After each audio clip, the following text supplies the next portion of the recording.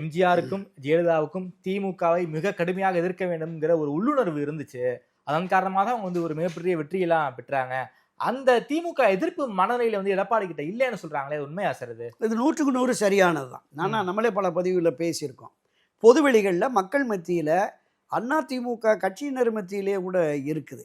ஒரு மிதவாத போக்கு சட்டப்பேரவையிலும் சரி, பொதுவெளிகளிலும் சரி பெரிய அளவில் இல்லை. கடந்த 3-4 மாதங்களாக ஒரு தீவிரத்தன்மை தெரியுது. ஆமா, அதுல கூட போலித்தனம் இருக்கு அப்படிங்கிற மாதிரி சொல்றாங்க. அண்ணா திராவிட முன்னேற்ற கழகம் ஒரு பலகீனமான நிலையில் இருக்கிறது என்பதால் தான் இந்த 2024 நாடாளுமன்ற பொதுத் தேர்தலில் ஒரு பெரிய சரிவு, பின்னடைவு, ஒரு பெரும் தோல்வி என்பது ஏற்பட்டது. அப்ப இந்த தோல்வியை சரி கட்டுவதற்கு அண்ணா திராவிட முன்னேற்ற கழகத்தில் பிரிந்திருப்பவர்களை தவிர இன்று ஒருங்கிணைந்து திரு எடப்பாடி பழனிசாமி தலைமையிலே ஒருங்கிணைந்து செயல்படுவர்கள் மத்தியிலும் வந்துருச்சு. ஒன்றுபட்டால் தான் நாம நமக்கு ஒரு வலுவான கூட்டணி அமைவதற்கும் வாய்ப்பு.